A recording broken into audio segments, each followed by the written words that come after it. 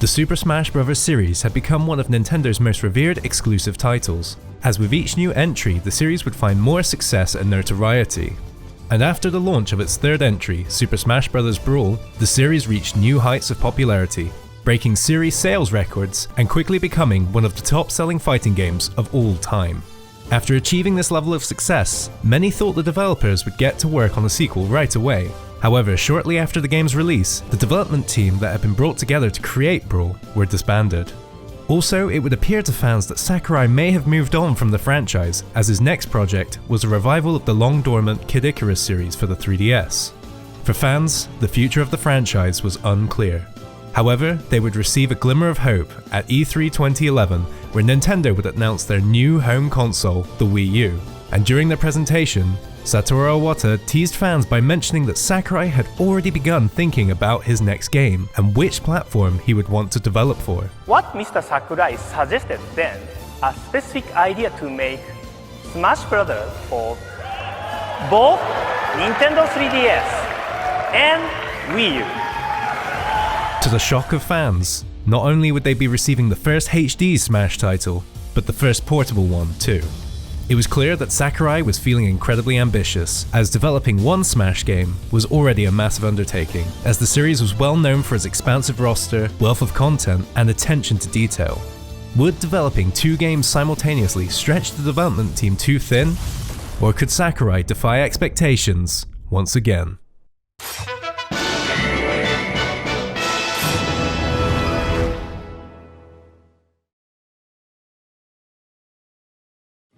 After the launch of Super Smash Bros. Brawl, Sakurai's contract with Nintendo had come to a close, and he was now completely free to choose what his next project would be, and whether it would be another collaboration with Nintendo or a completely different publisher or studio. However, it wouldn't be long until a project would come his way, as in July 2008, President of Nintendo Satoru Iwata invited Sakurai out for a meal. Whilst the two were talking, Iwata revealed to Sakurai that Nintendo was developing a new handheld console to succeed the wildly popular Nintendo DS. It was clear that Iwata trusted Sakurai greatly, as he asked for feedback and input on this new handheld console. This was unusual for Nintendo, as they typically wouldn't ask people outside of the company for their input on their prototype hardware. However, Iwata wasn't just interested in Sakurai's opinion on the system, as he also asked Sakurai if he could develop a game for it. Sakurai started to think about what genre of game he would want to make for the system, and what would be the most economical to develop, as Sakurai no longer had a development team at his disposal, as his company Sora Limited was composed of just himself and his wife, and the contracted development team that came together for Brawl had gone their separate ways since the game's completion. Sakurai wanted to make something that would really showcase the 3DS's power and unique glassesless 3D capability, whilst also challenging himself to explore a new genre that he hadn't previously developed. I could have chosen a genre that was easy to develop, but I doubted Iwata wanted something everyone's seen before, or something small, or something like Wii Party. In the end, I deliberately chose a difficult genre, and something I wouldn't usually work with. So over time, Sakurai came to the conclusion that he wanted to develop a shooter, which was an unexpected pick as the genre typically wasn't popular in Japan. However, he planned for this to have a unique twist, as the game would feature air combat that would transition to ground combat. So Sakurai got to work putting together the basic design for this new game, and began interviewing potential staff for the development team. And in October of 2008, his project was officially approved by Nintendo. However, while the project's gameplay design had mostly been planned out, its story and setting was still up in the air. Back in July, when Iwata and Sakurai first discussed the 3DS, Sakurai asked if he should base this project around one of Nintendo's existing intellectual properties, as with his history with Smash Bros., he had a deeper understanding of many of Nintendo's series, and understood that there were many that fans were desperate to see return. Iwata suggested that the design should come first, and as it came together, if it started to feel like a natural fit for one of Nintendo's existing franchises, they would decide on it then. The idea of air combat seemed like a natural fit for the Star Fox franchise. However, eventually Sakurai decided that another franchise would be a better fit for the aerial combat he had envisioned. When I presented my project to Nintendo, it was as a wholly original game. But in the end, I suggested that we make it a Kid Icarus title instead. I'd have the goddess Paulatina grant Pit the power of flight for 5 minutes at a time, and he'd fly into enemy strongholds and fight enemies on the ground afterwards. It sounded like a ton of fun, I thought, and I got the go-ahead pretty soon afterwards. So in November of 2008, Sakurai and his small team began development under the studio name Project Sora, renting an office space in Takadanobaba in Tokyo.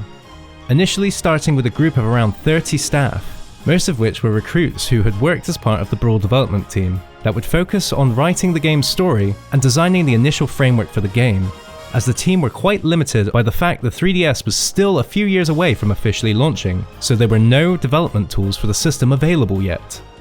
However, the game would begin to progress more quickly, as in March of 2009, the studio began to recruit more staff, as this new Kid Icarus game entered full-scale development.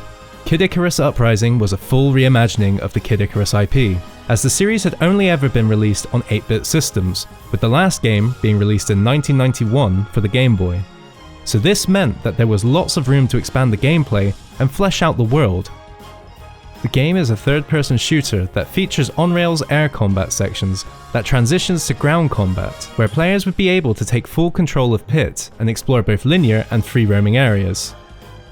Due to the 3DS's button layout, the game had been designed with a unique control scheme, which would require the player to hold the 3DS system with their left hand and use the analog slider to move Pit around the screen and the left shoulder button to shoot. Meanwhile, the right hand would use the touch screen to aim. Whilst this control scheme did offer extra precision for aiming, it also meant that players would have to rest the system on something for extra support. Due to this, early on in development, the team requested that the game would come packaged with a stand for the 3DS console to help players properly experience the game more comfortably. Sakurai and his team at Project Sora had clearly put a lot of effort into ensuring that Kid Icarus Uprising would be a substantial new entry in the long-dormant series. And when it released roughly 1 year after the 3DS's launch, it received generally positive reviews overall from fans and critics, who praised its plethora of content, its surprisingly addictive multiplayer, and also the story, particularly how the game retained the light-hearted tone of the series while fleshing out the characters with fun and witty dialogue. And the frenetic gameplay was a great modernization of the Kid Icarus series. However, many reviews did cite the game's unusual control scheme as a point of contention, as it was somewhat limiting for portable play, and also wasn't well suited to left-handed players. Some reviews even expressed concerns that it could be potentially damaging to players' hands after extended periods of play. However, despite this criticism, many still felt Kid Icarus Uprising was a fantastic game overall, which went on to sell 1.35 million units, becoming the 44th best-selling game on the 3DS. Fans were happy to finally see the Kid Icarus series return, as Sakurai and his team had successfully managed to revitalize the series. So many fans expected that Project Sora would quickly begin work on a follow-up. However, Sakurai had planned for this to be a standalone title, as Project Sora's next game for the 3DS had already been decided upon by Sakurai and Iwata long before Uprising's completion. However, their initial plan had since doubled in scale, as during the development of Uprising, Iwata had revealed to Sakurai that Nintendo had once again been working on a new home console, and Sakurai's interest was piqued. And he came to the conclusion he would have to develop a game for both systems, and he felt the best way to do that would be by developing them simultaneously. But to ensure such an ambitious undertaking would be worth the effort, it would have to be a massive title. And instead of picking just one of Nintendo's franchises, why not return to the only series that includes all of them?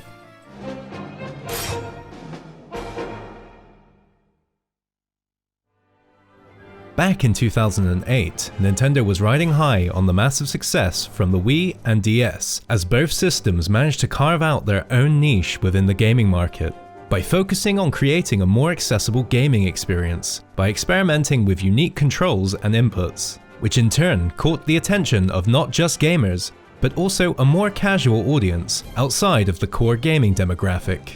So when designing their next generation of consoles, Nintendo wanted to try and retain their new audience and continue to build upon the legacy of the previous consoles. so they ultimately decided to title the follow-ups the 3DS and the Wii U. Their handheld, the 3DS, launched first in 2011, and it stuck very close to the original design of the DS, whilst being more powerful and including some new features. Their new home console, the Wii U, started development as early as 2008 and was intended to appeal more to the core gaming audience, as most felt that the Wii was too focused on the casual market and was far behind the competition in terms of technology and online features. The Wii U was officially unveiled at E3 2011, and fans were told they could expect to see it launch the following year. While the audience was excited to see Nintendo's latest home console, Satoru Iwata knew that his next announcement would be a core pillar for the console, as he revealed that Sakurai was already planning to develop the next Smash title for Wii U and also the 3DS at the same time. Shortly after E3, on the 23rd of June, Sakurai took to his Famitsu column to clarify that there was still no concrete plan for the next Smash title yet, as he was still focused on finishing Uprising, and no real development would take place until that project had been completed. Also after E3, an interview with Sakurai and Iwata was posted on the Project Sora website. In this interview, Iwata revealed that after the release of Brawl, conversations about the future of the Smash Bros. Franchise had already begun to take place. As back in 2008, when Iwata had asked Sakurai to consider developing a game for the 3DS, he was well aware that fans were keen for Sakurai to continue on with the series. However, he was unsure if he could ask Sakurai to continue on with another Smash so soon after he had finished development on Brawl. The two revealed that they had decided developing Kid Icarus Uprising would be a good first game for the Project Sora team to gain experience with the 3DS before moving on to develop a Smash title for the system, and the two had decided to keep this to themselves and not let the studio know to ensure that staff members wouldn't leak out any details about the potential project. So throughout the development of Uprising, Sakurai had in the back of his head begun planning out how a Smash title could be developed for the system, and how a Smash game on a handheld device would offer up a different experience for players. As Sakurai was keen to ensure that Smash would continue to be a series where each entry offered something unique. However, the idea of a cross-platform game didn't come about right away. It was only when Iwata mentioned the development of the Wii U to Sakurai that he decided he would need to develop a Smash game for both systems. However, Iwata had only intended to ask which platform he would like to develop Smash for, expecting him to just choose one. Sakurai would continue to let the concept sit and develop in his head over the coming months until April 26, 2012, around 1 month after Uprising was released, when Sakurai submitted the proposal for the next Smash title to Nintendo. Looking at some of these slides translated by Source Gaming and Push Dustin, we can see how much Sakurai had already envisioned. Everything from moving away from the more realistic art style of Brawl, which new characters would be included, game modes, new features, even down to how the additional screens on the 3DS and Wii U would be used. It was decided early on, while the core gameplay and roster would be the same across each platform, there would also be some different modes that would be exclusive to each platform, as each one would be better suited to specific playstyles. The 3DS was referred to as the home, as handhelds in general offered a more personal experience. The idea was players would spend time on the 3DS version building up their characters, collecting and unlocking things, while the Wii U version was referred to as the stadium, as this would be where players would come together to test their skills. It was also decided that there would be some cross-platform interactions designed into the different versions, so that both versions would be able to transfer data across platforms. Early on, Sakurai had come up with the concept of adding some more rewards for players to unlock in the game, which would be similar to how characters would level up and unlock new abilities in role-playing games, so that players might have more incentives to continue playing. However, they wanted to avoid anything that might give players an unfair advantage, or would disrupt the pick-up-and-play nature of Smash, so they decided to focus on character customization instead, so players could unlock and equip different special attacks for each character. While Sakurai saw many unique opportunities and benefits to this cross-platform approach, he was also aware that there would be some drawbacks, particularly when it came to the portable version, as even though the 3DS was a decently powerful handheld, Sakurai was very aware of its limitations, so content that would be shared across both versions of the game had to be carefully considered. Sakurai's initial proposal was well received by Nintendo, so he continued speeding on with developing the project plan, and in May of 2012, in volume 469 of his Famitsu column, he reported that he had finished the first draft of the project plan. It seemed like everything was progressing smoothly, and that Sakurai's team at Project Sora would soon begin setting up for full-scale development. But shortly after E3 of 2012, an update on the title's development surprised everyone, as Nintendo announced that in order to realistically handle development on such a huge project and finish it in a timely manner, it was decided that Sakurai's company, Sora Limited, would partner with Bandai Namco Studios.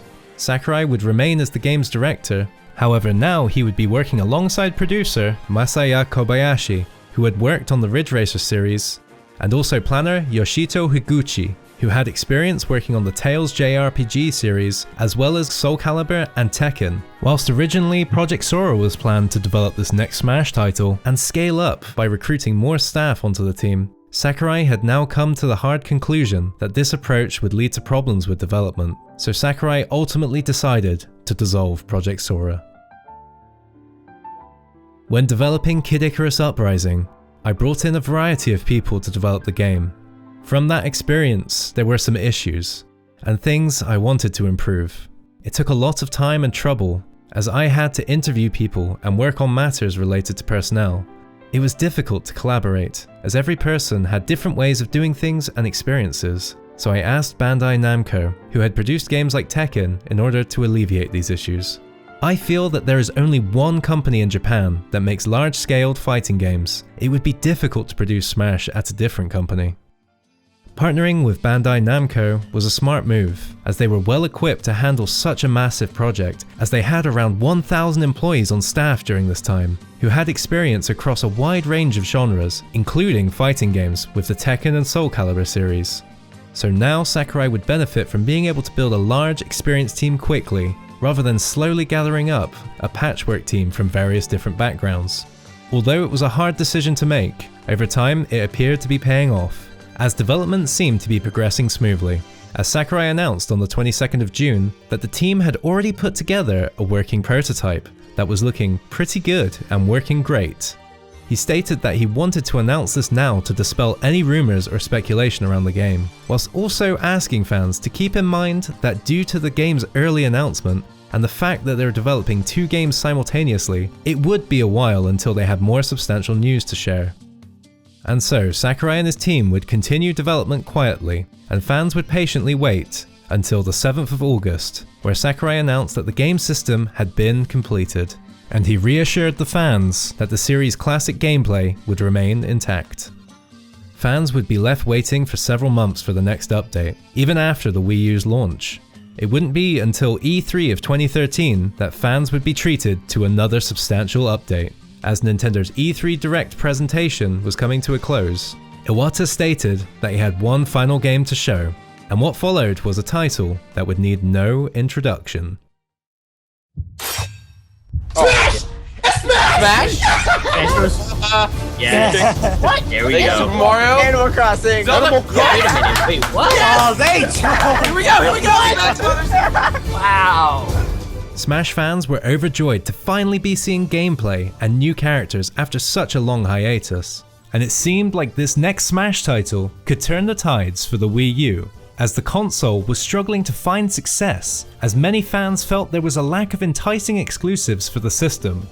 However, it wouldn't be long until questions started to arise about the single-player component of the game, and if the hugely ambitious Subspace Emissary from Brawl would be seeing a follow-up. On the 25th of July, in issue 432 of Sakurai's Famitsu column, he revealed that while Smash 4 would of course have single-player modes, it would not feature a story mode. As Sakurai felt disappointed that all of the cutscenes that had been painstakingly created for Brawl's story were uploaded to the internet for anyone to see, which he felt spoilt the experience of the game, as the cutscenes were intended to be a reward for the players progressing through the game. So this time they had decided to direct that effort into the character reveal trailers instead.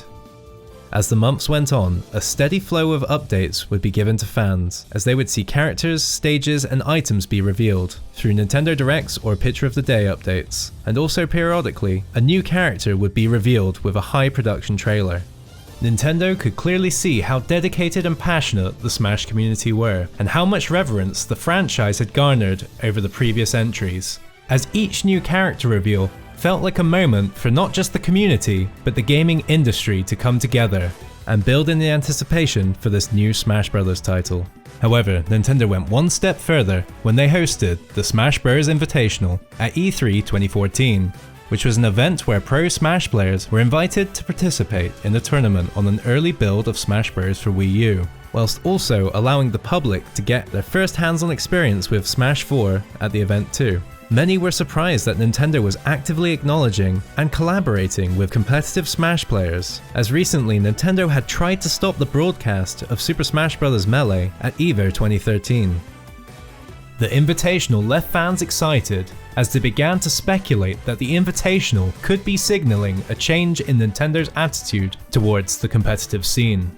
As Brawl had actively been designed to discourage competitive play, it now seemed that it was possible this new Smash could have actually been developed with the competitive scene in mind.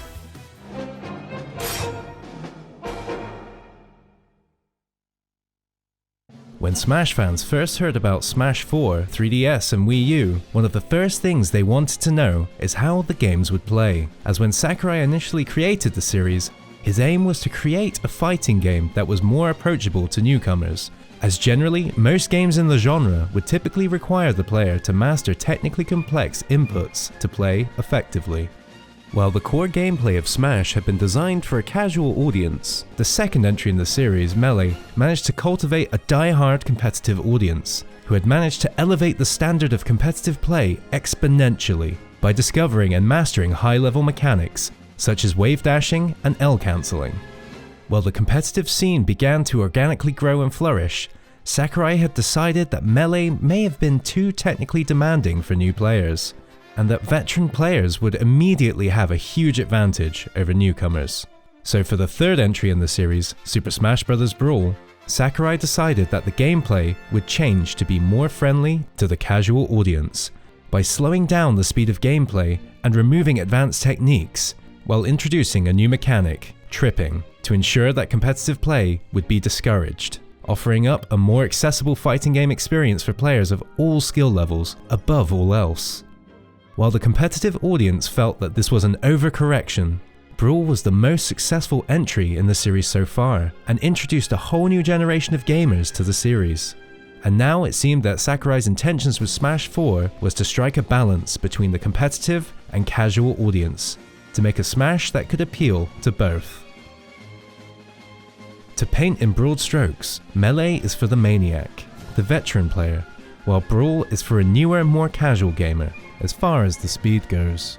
Melee, of course, is super fast, and people who are used to that game love that gameplay, but it may be a barrier for folks who found it a little imposing. Brawl was designed to be more approachable and accessible by folks who might have been used to playing Wii Fit or Wii Play. Now with the new Smash Bros, we're thinking the positioning will be right in the middle. Namco Bandai were no strangers to developing fighting games, as their series Soul Calibur and Tekken were both long-standing and successful competitive fighting games, so they were the perfect studio to help re-engineer the series' core gameplay to be competitive, whilst retaining its casual appeal. Smash 4 was designed to be a middle ground between Melee's fast and aggressive combo-based gameplay and Brawl's slower-paced and more neutral-based gameplay. As Sakurai felt, now perhaps the players who had started with Brawl may be ready for a slightly more challenging experience. So for Smash 4, the game's speed was increased, and the gameplay was tuned to feel tighter and more responsive. Also, the ability to air dodge out of hit stun has been reduced from Brawl, and the falling speed of characters was increased. This made true combos much more viable in Smash 4 than they were in Brawl. Also, the size difference across the roster is now more pronounced, so larger characters such as Donkey Kong are now easier to hit, but benefit from a longer reach, while smaller characters like Kirby are harder to hit, but have a shorter range generally. In Smash 4, some attacks have different types of armor, including super armor, which stops some strong attacks from being interrupted, while still receiving damage. And also heavy armor, which is similar but can be broken by either dealing enough knockback or damage. And also the variation in attack range and effectiveness of projectiles has been retuned across the roster to try and ensure that there be a stronger balance between melee fighters, sword fighters, and characters with ranged projectiles. In the past, chain grabs had been infamous in the competitive scene, so to avoid them in Smash 4, every character had 70 frames of invulnerability after being released from a grab. Meteor smashes will now ground bounce characters if the player hits them whilst in the air. The bounce can be avoided by teching. Meteor cancelling was removed, and also ledge trumping was introduced to change the way that players would guard the edges of stages, as previously players would ledge hog, effectively blocking a player's recovery by simply grabbing the ledge repeatedly. So to stop this in Smash 4, players would not gain intangibility if the ledge was grabbed more than once, until the character is either hit by an attack or lands back on the stage. Also, the length of intangibility is affected by the time spent in the air before grabbing the ledge, and also the player's damage, effectively making it harder to camp the stage's ledge. Also, Smash 4 removed the ability for winged characters to glide, as well as the infamous tripping mechanic which was implemented in Brawl to discourage players from dash dancing. Smash 4 also added a new hidden mechanic that was designed to even the playing field, known unofficially as Rage, which functions similarly to Lucario's Aura. Whereas the character's damage percent rises, their attacks will deal more knockback, starting from 35% and increasing up until capping at 150%. The mechanic is displayed visually once a character reaches 100% damage, when they begin to flash red and emit steam. With Smash 4, Sakurai was keen to offer more flexibility for players, so every fighter could be outfitted with equipment, which when equipped would alter the character's attributes. Each character can be outfitted with 3 pieces of equipment, which can either increase or decrease a character's attack, defense, or speed. Some equipment also includes bonus effects, such as starting a match with an item, increased damage in the air, or slowly healing over time. In order to balance the equipment buffs, whenever a stat is increased, another stat will be decreased in relation to that buff. So if attack is raised, defense will be weakened. Overall, the game strove to deliver a more balanced experience that could serve all levels of skill, by avoiding advanced mechanics such as wave dashing or L cancelling that would increase the skill gap between casual and hardcore players. Generally, fans were overjoyed with Smash 4's new gameplay, as casual players that started with Brawl felt ready to step up to a new challenge with the faster paced gameplay, and the competitive community were happy to have a new experience that felt closer to the speed of Melee. Although the question still remained for fans, would the gameplay be different on each version of Smash 4? However, Sakurai was very keen to ensure that both Smash for the 3DS and Wii U would offer a consistent gameplay experience across the different versions. So both games were built on the same engine to ensure that both versions would play practically identically. However, both versions do have some differences in art style to ensure that they offer the best experience across each platform. As the 3DS has a smaller screen, the game generally has flatter shading to ensure that fighters are easy to identify, and there's also an optional feature that creates a black outline around the fighters to ensure that they stand out from the background and they're more visible from a distance when playing in 3D. As the Wii U was Nintendo's first truly HD console, this version was focused on delivering more detailed, higher fidelity visuals when compared to the 3DS, as the game would play at a full 1080p 60 frames per second. While both versions of the game run at 60 frames per second, the 3DS has some elements, such as items and assist trophies that run at 30 frames per second, to ensure that the gameplay would remain as smooth as possible. Smash 4 Wii U also continued the trend that Brawl started, by supporting a number of different controller inputs, so players could use whatever controller they felt most comfortable with, including the Wii U gamepad, the Wii U Pro controller, a single Wiimote, the Wiimote and Nunchuck, the Wii Classic controller, and even the 3DS itself could be used as a controller on the Wii U. However, Smash veterans only really cared about one controller, the GameCube controller, which had become the standard for competitive play since Melee, and Sakurai and Nintendo were well aware of this. So they created a USB adapter that would allow players to connect their GameCube controllers to the Wii U. And also Nintendo started producing new Smash Bros. Branded GameCube controllers, with a white version being exclusive to Japan and a black version available to the rest of the world. Generally, Nintendo, Sakurai, and Namco Bandai were pulling out all of the stops, building this new Smash game from the ground up to offer the richest, most expansive experience in the series yet, increasing the total number of items from Brawl's 49 to an impressive 71, and also adding 21 new assist trophies on top of 18 returning ones from Brawl, for a total of 39 assist trophies. Smash 4 felt like a confident new direction for Smash, as Namco Bandai were adapting well to the franchise, as they were quickly building a new foundation for the series. For fans, it was clear to see the gameplay and visuals were a massive upgrade. However, when it came to Smash Bros, the key question for fans always comes down to which new characters would make their way to Smash.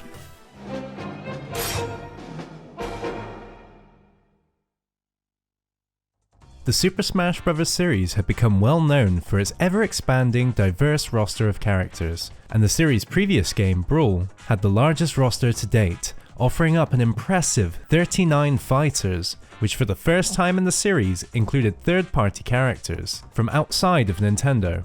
However, in the years following Brawl's release, fans would discover that Brawl's extensive roster could have been quite different. When Sakurai attended the Game Developers Conference in 2008, he revealed that he had mostly decided the game's entire roster in Brawl's original game design document, and that there were a few characters that he had considered that didn't make the cut. Initially, Blastoise was being seriously considered as a playable character before they settled on Squirtle. Sakurai also wanted Geno from Super Mario RPG to be playable, as he felt he would be a good fit for Smash. However, he didn't make the cut, most likely due to the fact the character is owned by publisher Square Enix and not Nintendo. Crystal, one of the newer characters from the Star Fox series, was also seriously considered, but was dropped, as creating a new moveset for her would take too much time, so the team decided to include Wolf instead, and base his moveset heavily off of Fox. Villager from Animal Crossing was also considered, but dropped, as Sakurai couldn't see how the character would work as a fighter. Also during Brawl's development, Shigeru Miyamoto asked Sakurai if Pac-Man could appear as a guest character. However, at the time, Sakurai couldn't see how the character would work. Also, when digging through Brawl's game files, fans discovered that there was leftover data for 7 characters, which the community would then go on to call the Forbidden 7. 3 of these characters were veterans that would have returned from Melee, including Mewtwo, Roy, and Dr. Mario. And the other 4 slots would have been for new characters, including Dixie Kong from the Donkey Kong series, who was intended to be teamed up with Diddy Kong and could have been tagged in, similar to how they functioned in Donkey Kong Country 2, Diddy's Kong Quest. However, there was problems implementing the mechanic, so Dixie was dropped. Toon Zelda and Toon Sheik are assumed to be an alternate version of Zelda and Sheik based upon their depiction in Wind Waker, similar to Toon Link. And finally, Pra Mai. While it's still uncertain who this character was intended to be, it's widely theorized that it's referring to the Pokemon Plusle and Minun, as their Japanese names are Prasu and Minun. However, this is still up for debate, as it doesn't follow the typical naming conventions for either duo fighters or Pokemon characters in Brawl. Some also argue that it could be possible that this slot was intended for Miis to be playable characters, as Mai can be translated from Japanese to mean every, while Pra can be seen as a shortening of the word player, possibly meaning every player. Now, as Sakurai and his team were developing 2 games at once, fans wondered if perhaps the roster wouldn't be as big as it had in previous entries. However, Sakurai was not ready to disappoint. So Smash 4 would feature the largest roster in the series so far, featuring 34 veteran fighters and a further 17 newcomers, for an impressive 51 fighters total, with only 3 of these characters being considered as clone characters, including Lucina, Dark Pit, and the return of Dr. Mario for the first time since Melee. However, Sakurai wasn't aiming to just have a large roster of characters, as he felt they were reaching the limits of how many characters they could realistically balance in a fighting game. So with this title, he was aiming to ensure that the newcomers would bring unique characteristics, playstyles, and movesets to make this the most diverse Smash so far. Perhaps one of the best examples of a new unique character is Rosalina and Luma, where both characters are paired together similar to Ice Climbers. Although Luma has a different moveset from Rosalina, and while the player directly controls Rosalina, Luma can be moved away from her and will attack when Rosalina does. So rather than being a typical duo character, Rosalina is referred to as a puppet fighter. However, if Luma receives 50% worth of damage, it will be instantly KO'd for 13 seconds, before being replaced with another Luma. Bowser Jr. also joins from the Mario series, as a heavyweight with a balance of good air mobility, decent attack range and power. His side special can be used for horizontal recovery and can be jump cancelled, which can lead into combos and mix-ups. Also, while he's using his up special, he's not left helpless, as he can still air dodge and attack with a hammer. However, Bowser Jr. does have some weaknesses, as he has poor ground mobility, and is quite vulnerable, as he has two separate hurt boxes, one for the clown car and another for himself. Attacks that connect with the clown car deal less damage. However, if an attack connects with Bowser Jr. himself, he'll receive more damage, and this hitbox takes priority over the other, so he's more likely to receive higher damage. Dr. Mario returns for the first time since Super Smash Bros. Melee. He functions like a stronger but slower version of Mario, and he retains Mario's original down special and down air.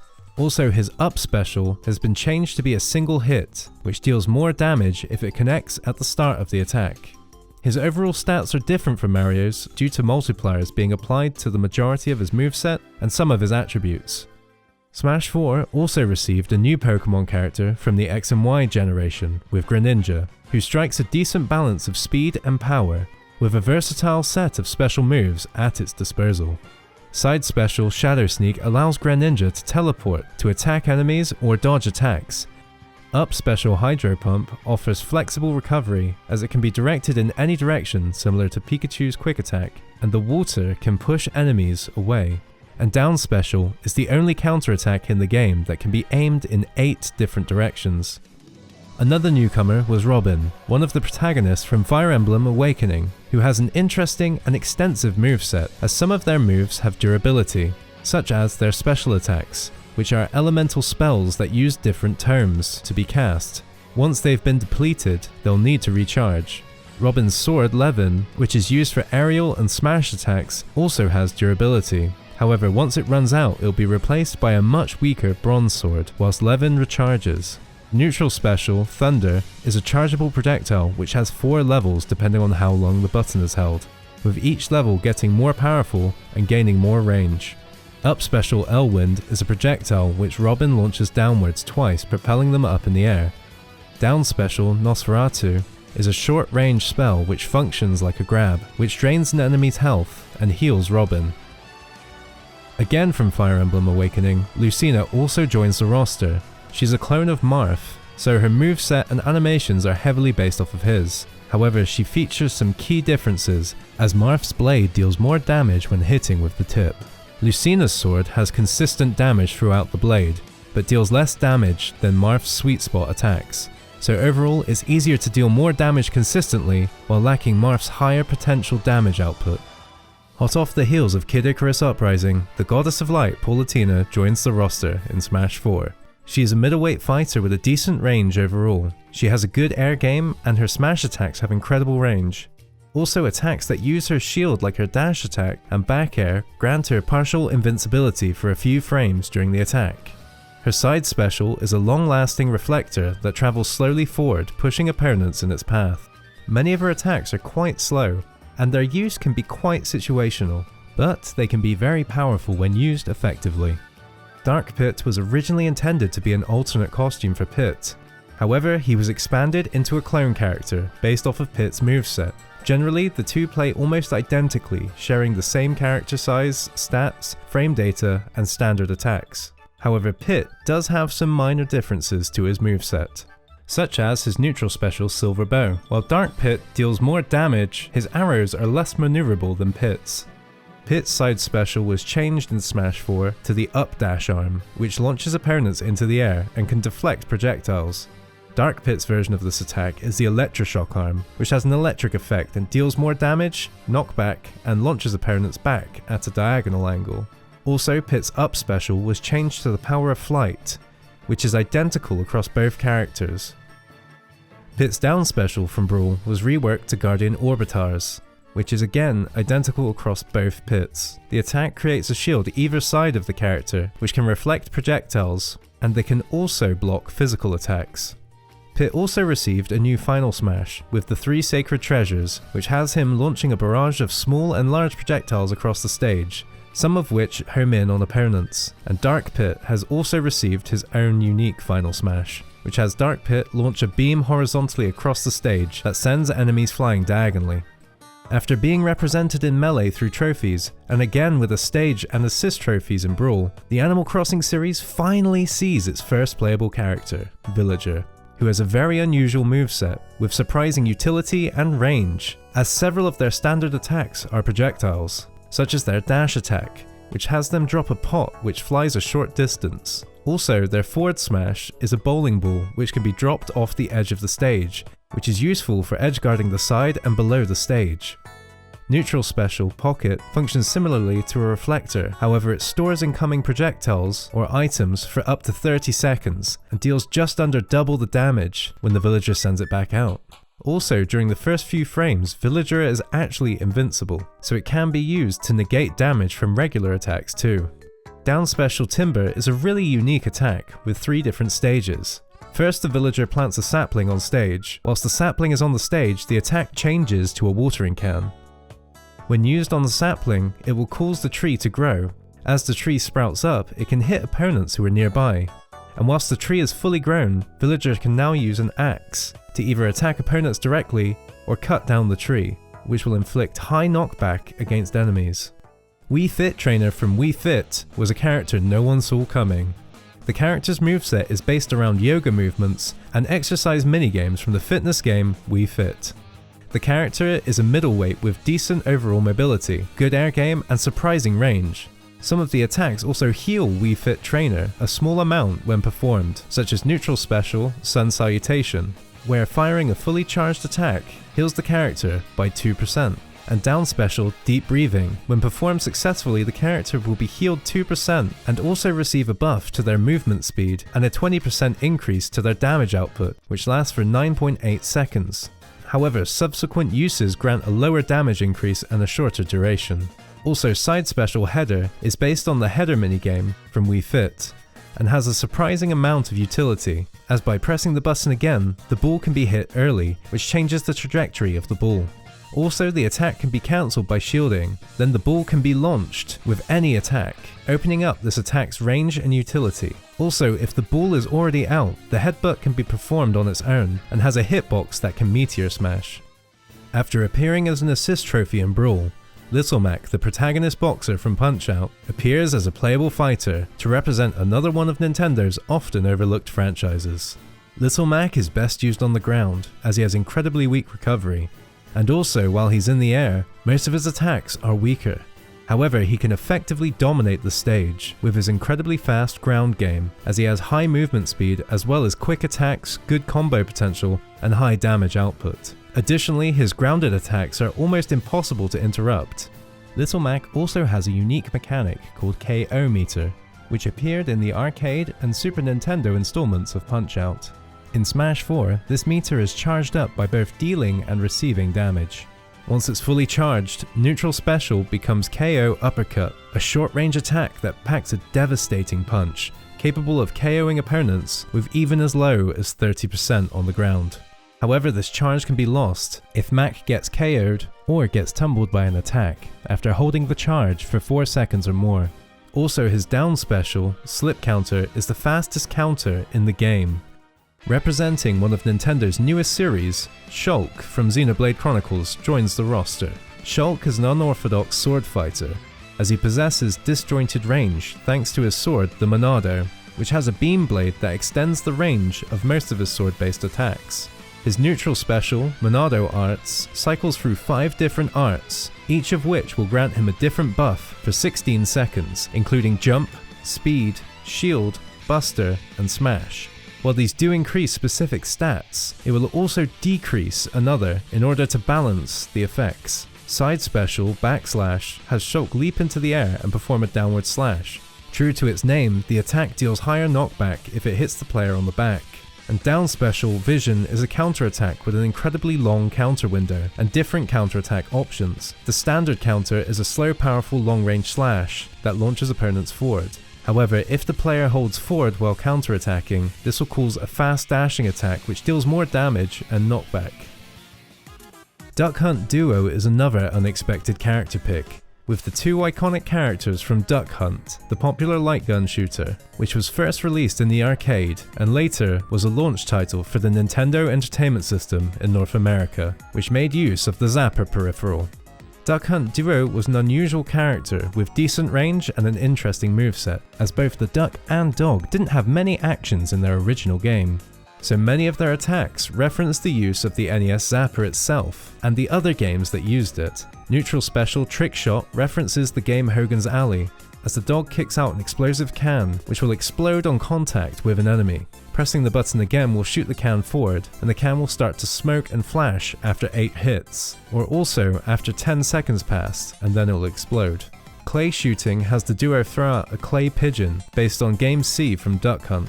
This attack has two different trajectories. If the stick is tilted to the side, it will fly in a higher, slower arc, and if the stick is smashed, it will have a faster, straighter arc. If the player presses the special button while the disc is in the air, it will be shot with a barrage of bullets from the Zapper. And the down special summons one of the 5 gunmen from the game Wild Gunman, who will then fire their gun a set number of times and then disappear. The first new guest character that was announced for Smash 4 was the Blue Bomber himself, Mega Man, from the legendary Japanese publisher and developer Capcom. Mega Man felt like a natural fit for Smash, as Capcom and Nintendo had a long-running history of working together, and the Mega Man series itself had started back on the NES. While planning out how Mega Man would be translated to Smash, Sakurai wanted to take special care to capture the true essence of the character and the series' gameplay. Visually, his design is an updated version of his original 8-bit appearance. He has unique jump and launch animations, sound effects, and a special KO animation. Also, the character's gameplay and moveset are very unique, as he's able to walk and jump whilst firing with his neutral attack, mimicking the classic series gameplay. His forward smash is a charged shot from his Mega Buster. Up special is Rush Coil, which calls in Mega Man's robot dog companion, Rush. The rest of his attacks are all based off of moves that Mega Man would acquire when defeating bosses throughout the series, with the exception of his up tilt, the Mega Upper, which Mega Man used as his special attack in the arcade game Mega Man 2 The Power Fighters, and also in his appearances in the Marvel vs. Capcom series, and is likely inspired by Ryu from Street Fighter's Shoryuken.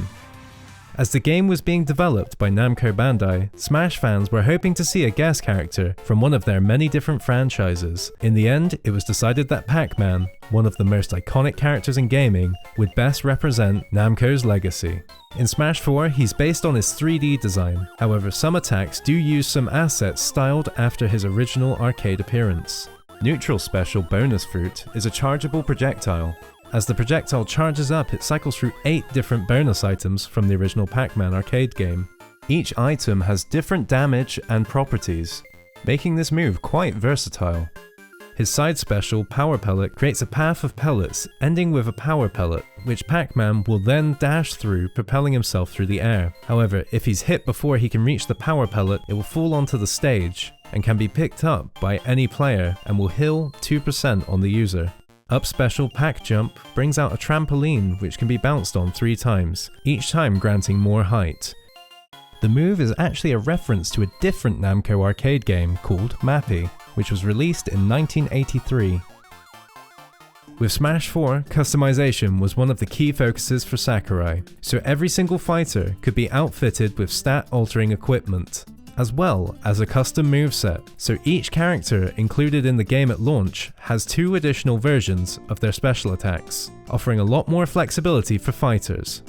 Typically, the custom moves would offer slightly different versions of the default special attacks, such as one version offering a special perk while being less effective, and a version that would be stronger but slower.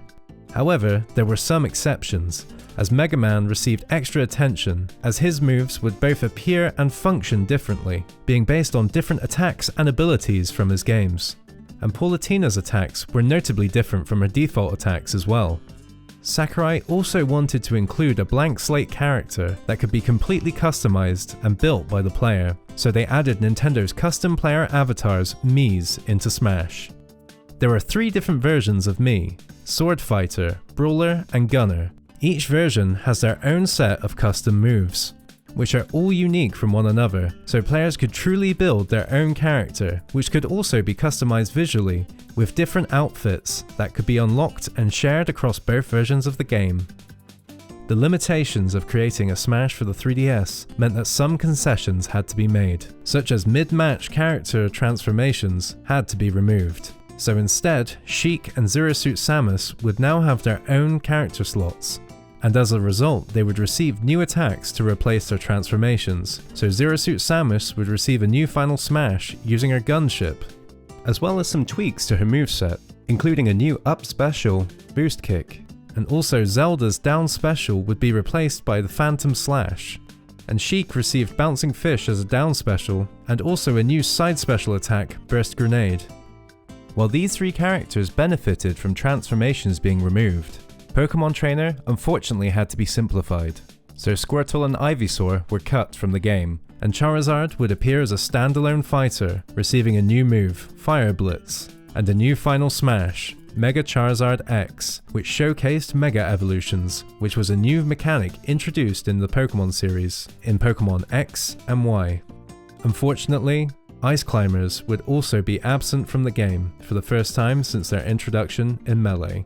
Despite the fact that they were working in the Wii U version at one point, Sakurai had decided early in the game's development that the roster had to be consistent across both consoles.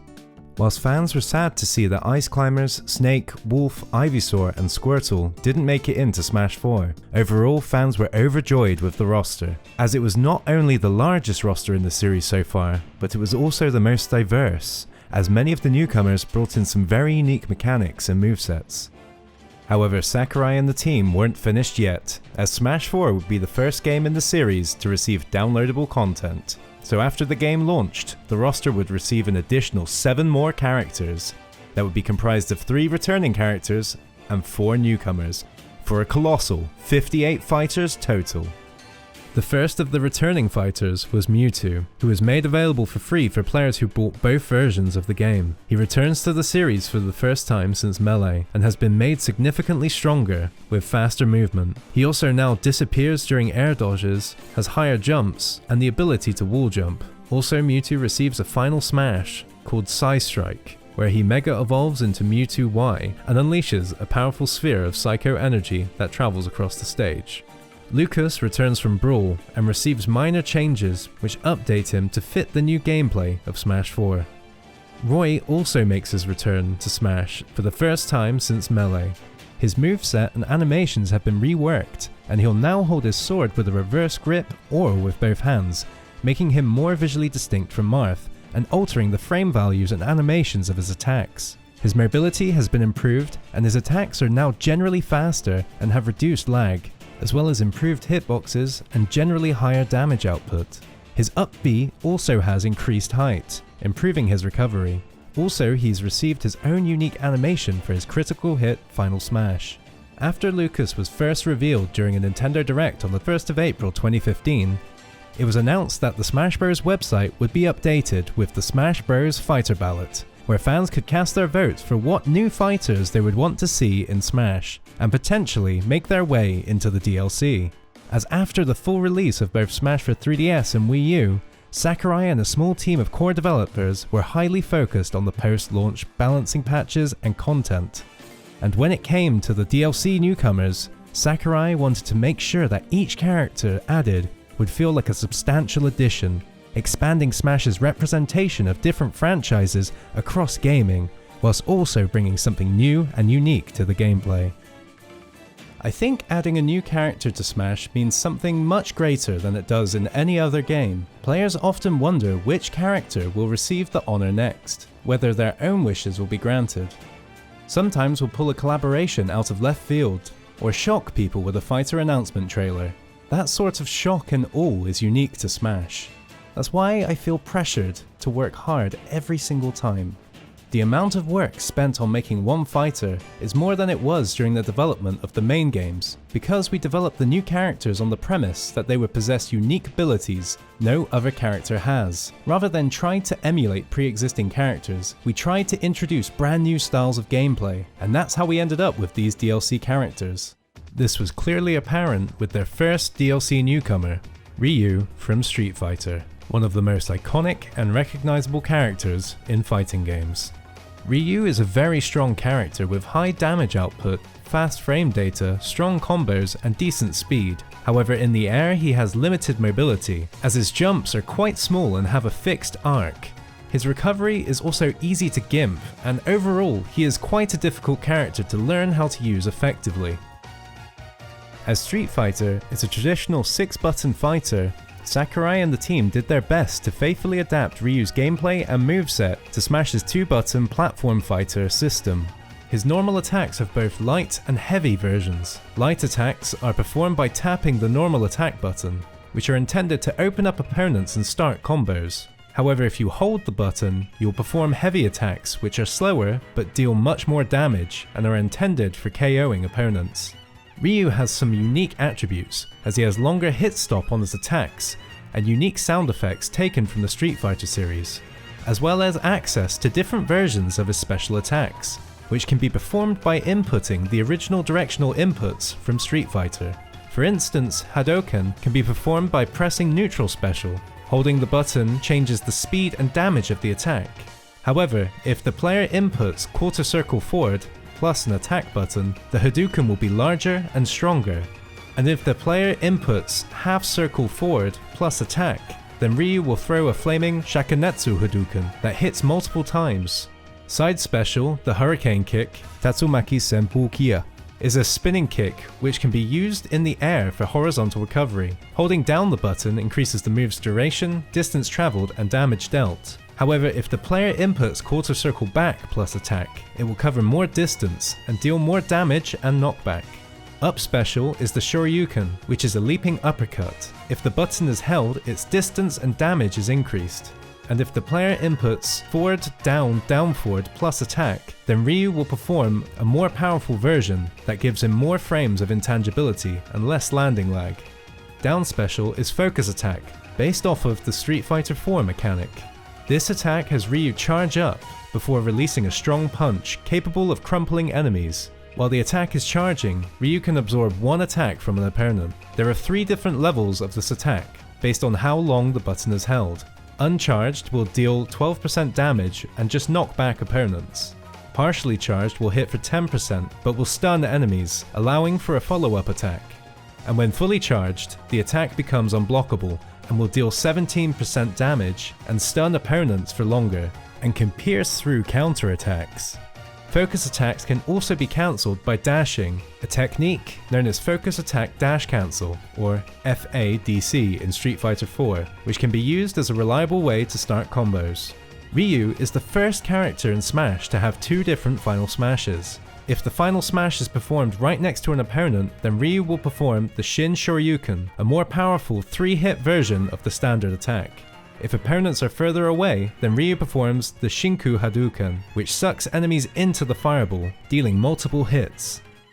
When the second DLC newcomer was announced, fans were treated to another surprising guest character, when it was revealed that Square Enix's iconic JRPG franchise Final Fantasy would finally be represented in Smash, by none other than Cloud Strife from Final Fantasy VII.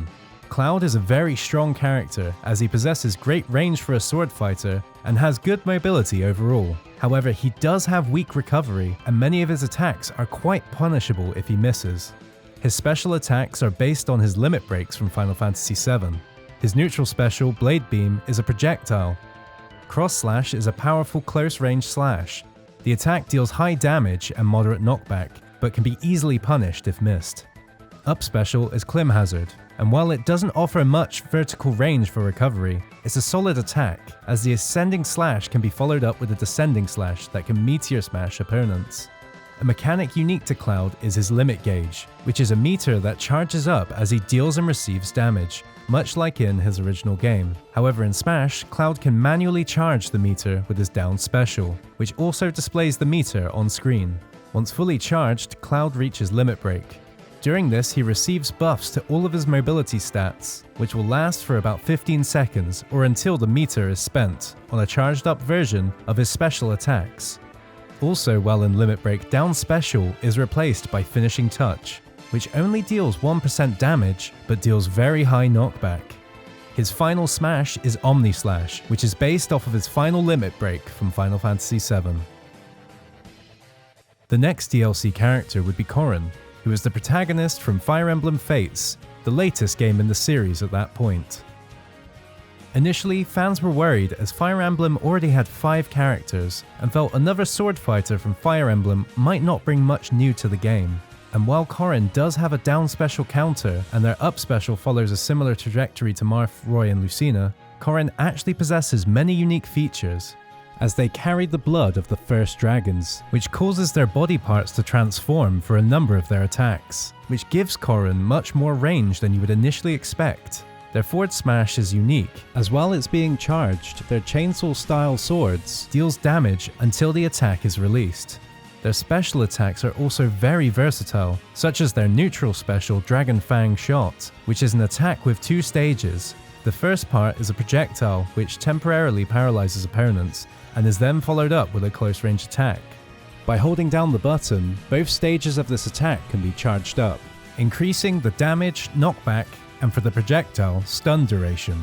Side special Dragon Lunge transforms Corrin's hand into a lance, which allows Corrin to pin themselves to the stage. If it hits an opponent, it will also pin them in place. Then it can be followed up with either a forward or backwards attack, which deals decent knockback and can be cancelled with a jump. And Corrin's final smash, Torrential Roar, sees them fully transform into a dragon and unleash a maelstrom that sends opponents flying. And the 7th and final character released for Smash 4 was another surprise pick, with Bayonetta joining the roster. Her inclusion was decided as she was highly requested in the Fighters Ballot, being the highest voted in Europe and among the top 5 in North America, making her the #1 overall among the characters that could be realistically added. The announcement came as a surprise for many, as her original games were a bit more risque compared to Nintendo's core titles. But as Smash Bros. Is a series for good boys and girls of all ages, the more adult aspects of her character were decidedly toned down. However, the original combo-heavy gameplay from her series remained intact, as she could perform incredible aerial combos. Bayonetta has 2 unique mechanics. The first is Bullet Arts, which allows her to follow up many of her attacks with some rapid-fire projectiles shot from her guns. However, these bullets don't function like typical projectiles as they cannot be reflected. However, each bullet only deals 0.5% damage. Her down special Witch Time is a counterattack that will slow down the attacker, allowing for a follow-up. This attack also makes use of her second unique characteristic, the Bat Within, as if the counter is performed too late, Bayonetta will not receive any knockback and only receive half damage from the attack, as she transforms into a flock of bats before reappearing. This can also happen if she rolls, sidesteps, or air dodges too quickly. Her smash attacks have incredible range, knockback, and utility. Her side special Heel Slide has 2 different variations. On the ground it slides forward. If held, it follows up with a kick, which can be used to set up combos. In the air it becomes Afterburner Kick, which can be performed a second time if it connects.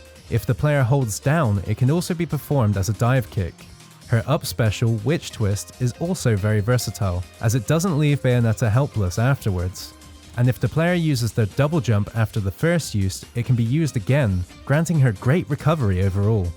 Her final smash is Infernal Climax, which activates Witch Time on the whole stage. During this, Bayonetta must perform enough damage to opponents to summon Gamora, while the player must mash the attack button to deal as much damage as possible. Super Smash Bros. 4 truly felt like a game that was pushing the boundaries of the series, as it offered up the biggest and most diverse roster in Smash history. The level of detail and thought that had been put into many of the characters' designs and moveset felt like a big step forward for the series. The team had really gone above and beyond to make sure that they could represent and pay tribute to the characters' original series. by adding in extra details to many of the characters' alternate costumes, such as Bowser Jr.'s alternates being the other Koopalings, as well as Alf, one of the new main characters from Pikmin 3, as an alternate costume for Olimar. Also, some of the characters would have alternates that offered different genders for characters that had the option to choose the character's gender in their own original games, such as Corrin, Robin, Villager, and Wii Fit Trainer. Truly, Smash 4 felt like Sakurai and his new team were pulling out all of the stops and doing their best to faithfully recreate and represent the characters and their original series.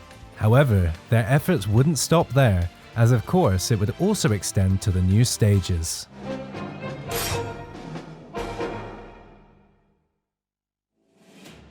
The roster of stages was different across both versions of Smash 4. The 3DS had 25 new stages, as well as 9 returning stages, while the Wii U version came with 29 new stages and 17 returning ones. At launch, there were only 5 stages that were shared across both versions of the game, including Battlefield, Final Destination, Boxing Ring, Guar Plains, and Wily Castle. There was little overlap between each version because they each focused on games released on their respective medium. So the 3DS stages were more inspired by Nintendo's handheld games, and the Wii U was more focused on the home console titles. For instance, the 3DS would feature stages based on Rainbow Road from Mario Kart 7 on 3DS, as well as Super Mario 3D Land, also the Legend of Zelda Spirit Tracks for the DS, and even a Kirby's Dream Land stage inspired by Kirby's first game, which was designed to look like it was taking place on the Game Boy screen itself. While the Wii U version would feature stages like Super Mario Galaxy, Mario Circuit based on the track from Mario Kart 8, and Skyloft based on The Legend of Zelda Skyward Sword. In Smash 4, the team was looking to add a new mechanic to flesh out some of the stages. The team decided to add stage bosses inspired by the boss fights that were seen in Subspace Emissary back in Brawl. These stage bosses would come onto the stage and disrupt the battle, and players would have to attack them in order to defeat them, usually granting the player who finished them an extra point. The recurring boss from Mega Man Yellow Devil appears on Wily Castle on both versions of the game, where players can only do damage by hitting its eye, until it's defeated, where it will create a massive explosion that will only damage the opposition of the fighter who defeated it. Metal Face appears only in the Wii U version of Guar Plains, where he will fly in and damage parts of the stage. Dark Emperor appears in the Find Me stage exclusive to 3DS. He'll be seen in the background and will send out shockwaves that will either buff or debuff the fighters on stage. Eventually, he'll come into the foreground and can be defeated, granting the player who finished them a boost to their stats. Ridley from the Metroid series appears on Pyrosphere, exclusive to the Wii U version. He can be defeated like most bosses, however, if he's damaged a certain amount by the player, he will fight for them. Also during the battle, he can consume energy from the stage to become more powerful and have access to some slightly different attacks. After launch, both games would receive more stages through DLC. The Miiverse was a Battlefield-style stage, where the background would be filled with posts from the Smash Bros. Miiverse page, and was made available for free, exclusively for the Wii U version. Pirate Ship from Brawl was also added exclusively to the Wii U version, and Duck Hunt, which was previously only on the Wii U, was added to the 3DS version. Both versions also received 3 classic stages from Smash 64, which were Dreamland, Peach's Castle, and Hyrule Castle. Also, a new stage based on the game Super Mario Maker was released for both versions too, as well as 3 new stages themed after the new DLC characters, including Suzaku Castle, which is a reimagining of Ryu's stage from Street Fighter II, Midgar, which is based on the area from Final Fantasy VII, which is a Battlefield-style stage where occasionally summoning materia will appear, and when a character touches them, they will summon one of 5 monsters, which will cause different effects on the stage. And finally, Umbral Clock is based on the area from Bayonetta, where players will battle on a clock face as it falls through different dimensions, while debris will float down close to the stage, adding soft platforms to the layout. Once all the DLC had been finished, the 3DS version featured an impressive 42 stages, and the Wii U would offer a massive 55. an impressive increase over Brawl's 41 stages. And on top of this, every stage had an Omega form, which would strip away any stage hazards, converting any stage into a flat Final Destination style, so that any stage could be used by players who wanted to remove any random elements from their fights. Also, the option to build your own stage introduced in Brawl returns in the Wii U version exclusively, allowing players to create their own stages by drawing on the Wii U tablet. It featured less stage parts than Brawl, however there is much more freedom for players as they could now draw any shape platform whilst also deciding if ledges could be grabbable. In true Smash fashion, the development team did their best to include as many Easter eggs for fans to discover, such as Doc Lewis occasionally giving Little Mac words of encouragement if the player taunts repeatedly.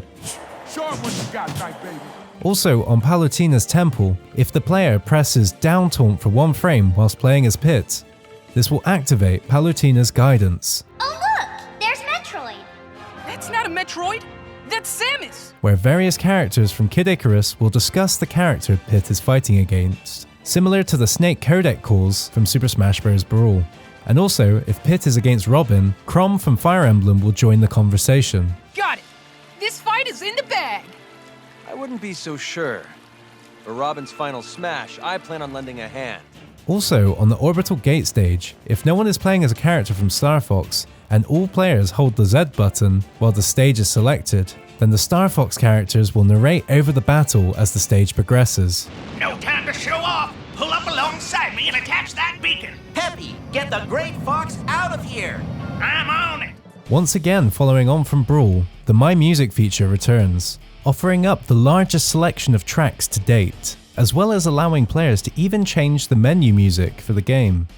As the 3DS was a little limited on how much storage space the cartridges could offer, it only featured a total of 135 songs, while the Wii U version offered a massive 494 songs, or 495 in the Japanese release, as it exclusively features an arrangement of Ashley's theme, almost double Brawl's 258 tracks.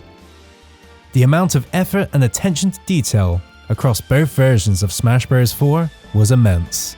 So more than ever, fans were keen to get hands-on and see what modes the latest installments had on offer.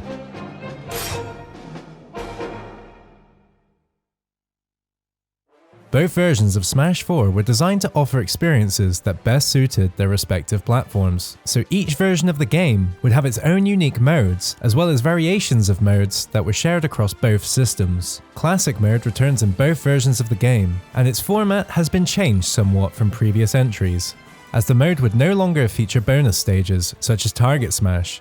The characters and stages no longer had a set order, so they would be instead randomly selected. Also, the way difficulty is set has now been tweaked, as the player no longer chooses how many stocks they'll have for the mode, and instead will now be given 2 stocks per round. The standard difficulty options are now gone, and replaced with an intensity scale, similar to the system seen in Kid Icarus Uprising, which incentivizes players to try higher difficulties, with its balance of risk versus rewards, as the player has to pay gold to enter the mode, and the higher the difficulty, the higher the cost, but also the greater the rewards. However, if the player has to use a continue, then the difficulty will decrease, and the player will lose some of their rewards. The 3DS version has the player picking a path on a map as they progress through the stages. Each path represents a different difficulty, with red being hard, green being medium, and blue being easy, and the harder paths offer greater rewards. At the final stage, players will once again fight Master Hand. If the player is playing on 3.0 difficulty or higher, they'll see a black path, which leads to a fight with Crazy Hand as well as Master Hand. And when playing on 5.1 intensity or higher, players will come up against a new secret final boss, Master Core, which can take 4 different forms, all with different attacks. The higher the difficulty, the more forms you'll fight, such as Master Giant, Master Beast, Master Edges, and Master Shadow. Once the final form has been defeated, its core will be revealed, and players will have to do damage to it to knock it off screen. However, if the player is too slow, it will begin to fire out shockwaves that can instantly KO the player. In the Wii U version, Classic Mode is quite different, as it's set up as an elimination tournament, with 7 rounds. where the player will be dropped onto a board as a trophy and can choose who they would like to challenge. At the end of the round, all the losers will be ejected. Each round is either a free-for-all match or a team battle, where the player can choose teammates from their defeated opponents. For the first time in the series, Classic Mode can be played with a second player in co-op, exclusively on the Wii U. At the start of this mode, the player will be designated a rival. If the player holds off on fighting them, they'll grow stronger with each round and offer greater rewards once they're defeated. After 3 rounds, the board will be repopulated with more fighters who have a black trophy base. These will have alternate costumes and will be equipped with custom moves. Occasionally, fighters can be replaced by an intruder who will have a glowing yellow trophy base, and when fought will either be giant or metal and will grant a greater reward when defeated. The 6th round is fought against Fighting Me Team, which is followed up with a fight against Master Hand. And again, depending on the selected difficulty, you can fight Master Hand alone, with Crazy Hand, or also Master Core, which has a new form exclusive to the Wii U when playing on 8 intensity or higher, called Master Fortress, where the core's black swarm will form a maze that the player will need to navigate to find weak points that must be destroyed before the core will reveal itself. All-Star mode is now playable from the start of the game, and as the player unlocks more characters, they'll be added into All-Star until all base game characters are unlocked. Then the game will inform the player that they have unlocked true All-Star mode. And if the player has any DLC fighters, they'll also be added in as opponents too. The mode hasn't changed too much from previous iterations and retains its 2-player co-op in both versions. However, now it features a new background design, offers more healing items rather than just heart containers. Each level now features a larger group of opponents, with each stage representing a different time period in gaming history. And the order of the fighters is based upon the date the fighters' original games were first released in Japan. On the 3DS, players will start with the oldest fighters, beginning with Mr. Game & Watch, Pac-Man and Mario. However, on the Wii U, it starts with the newest characters, working back to the oldest. The stadium returns in both versions of Smash 4, with Home Run Contest returning with updated visuals. And also Multi-Man Smash, where the alloys from Brawl have now been replaced by Mii fighters. This mode can be played with 2 players on 3DS and up to 4 players on Wii U, on any mode, except for the new Rival mode, which has the player compete against an AI version of their fighter for the most KOs. A new minigame called Target Blast replaces Target Smash, where players must launch a bomb into a structure of wooden and stone blocks, trying to destroy as many targets as possible by launching the bomb, which will detonate 10 seconds after the player first touches it. In the 3DS version, the player has 2 rounds on one stage, while on the Wii U version, the player will have 2 rounds on each of the 3 different stages. Special Orders is exclusive to the Wii U, and is where players must undertake some different tasks handed out by either Master Hand or Crazy Hand, depending on the mode. In Master Orders, the player will have to spend their gold on each order. The higher the difficulty, the higher the reward. In Crazy Orders, you'll have to spend 5,000 gold, or use a pass collected as a reward in other gameplay modes just to enter. Then the player will have 10 minutes to complete as many challenges as possible. The clock will only tick down during the matches, however damage is carried across from each fight, and the more challenges completed, the more difficult the challenges will become. When the player is ready to finish, they will have to fight against Crazy Hand in a stamina match. The more orders the player has finished, the higher Crazy Hand's HP will be. Event mode returns exclusively to the Wii U version of the game, which offers up 55 different events, which are now presented in a grid. You start with one event and paths will become unlocked as you complete events. However, there are some hidden paths that will require you to have unlocked a specific character to continue on to the next event. Additionally, now events will offer rewards for completing additional challenges, such as finishing in a certain time or on a specific difficulty. Also, co-op events from Brawl return here, now called group events, and offer up 25 new events for 2 players to complete. Street Smash was a mode that was exclusive to the 3DS, which used the 3DS's Street Pass functionality, where it would detect nearby 3DSs and share data. In this mode, players would fight against a representation of the different players they had connected with via Street Pass. Each one would be displayed as counters, which could ram into each other and knock opponents off the stage, which is similar to one of Smash's original inspirations, Ohajiki. a game where players would flick coin-shaped pieces to knock other pieces out of a circle. Smash Run was exclusive to the 3DS, which can be played solo or with up to 4 players over wireless connection. In this mode, 4 characters are dropped into an expansive level and given 5 minutes to explore it, and find power-ups that boost the player's stats, such as their jump height, speed, or attack power. These are acquired by opening chests, completing challenge rooms, or defeating enemies. On the stage, numerous enemies from different series represented in Smash will appear, such as Goombas, Octoroks, and Metroids to name a few, as well as enemies from Brawl's Subspace Emissary. During this phase, random events can occur, such as a powerful enemy appearing, or a special bonus room that will be shown on the map, offering greater rewards. After the 5 minutes is up, the 4 players will be pit against each other in a final battle with their enhanced stats. These battles can vary from a simple 2-stock match to a free-for-all vertical climb with bombs being dropped on the players. The standard versus mode returns to both versions, offering players the choice to play regular timed or stock matches in either free-for-all or team battles.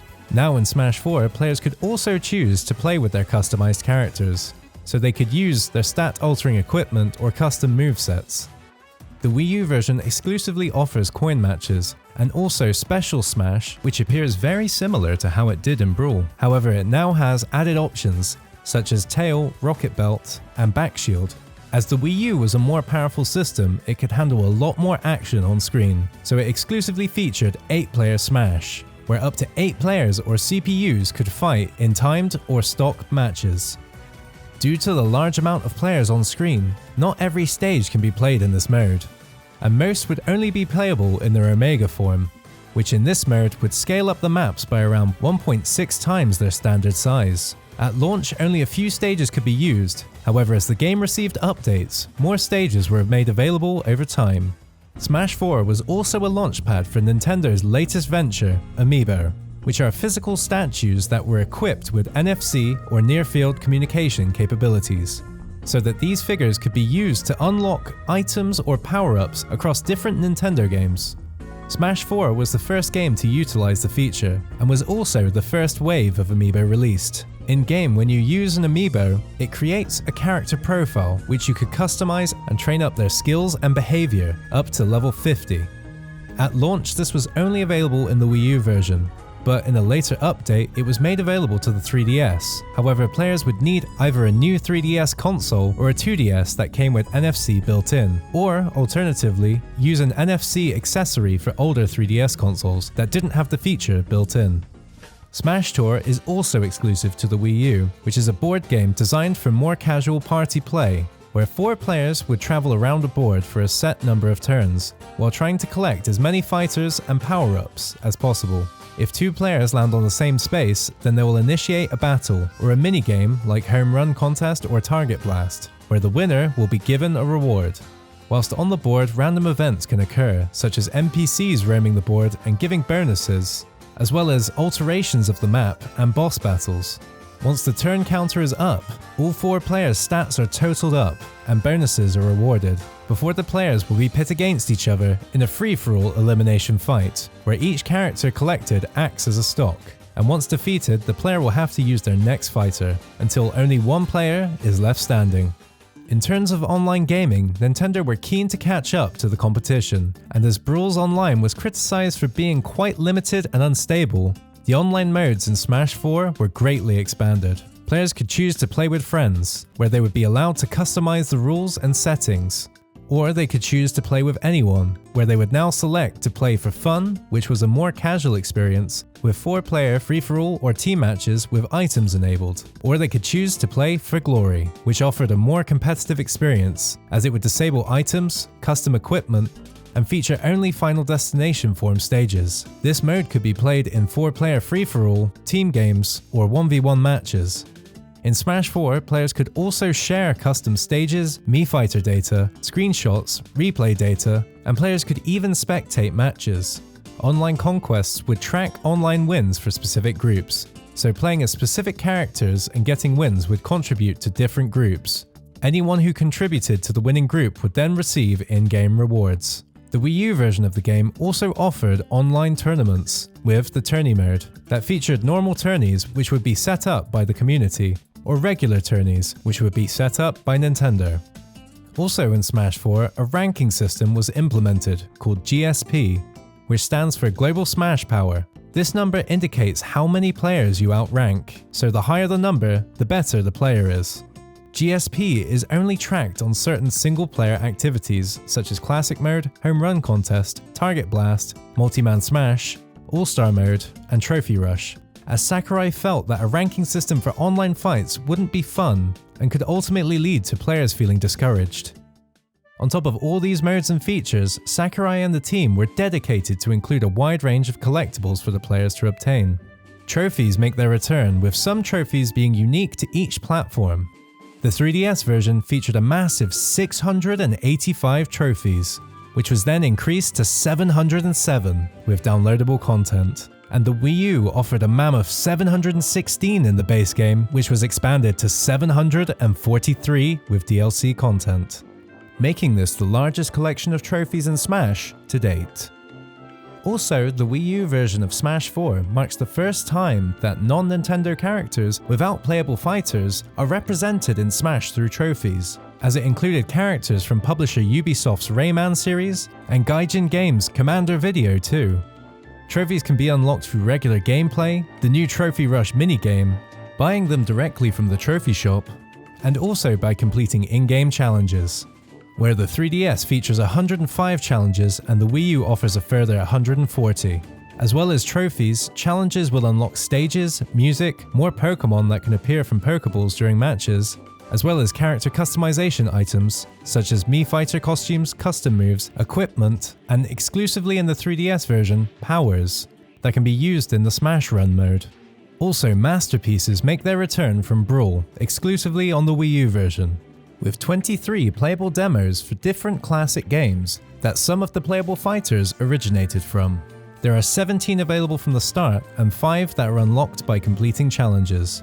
The Japanese version had one additional game available, Fire Emblem, Shadow Dragon, and the Blade of Light, which wasn't included outside of Japan as the game had yet to be officially translated.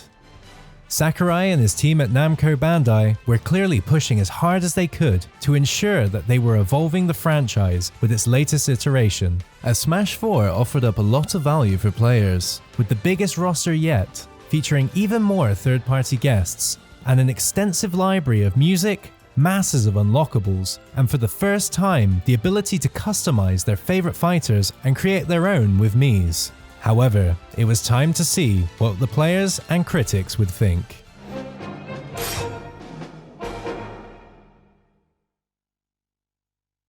The 3DS version of the game launched first in Japan on September 13, 2014, where it was immediately met with critical praise, as the publication Famitsu gave the game a 37 out of 40, just 3 points off of a perfect score.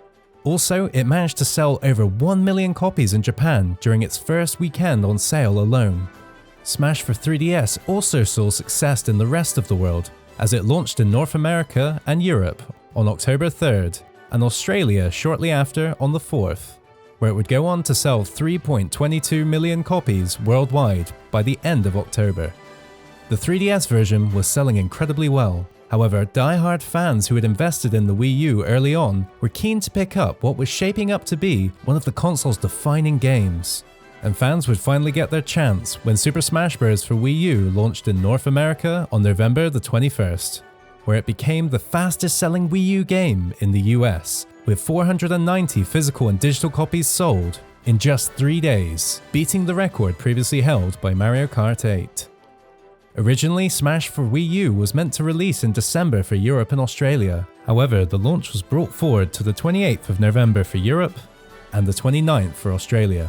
And also it would be released shortly after in Japan on December 6th.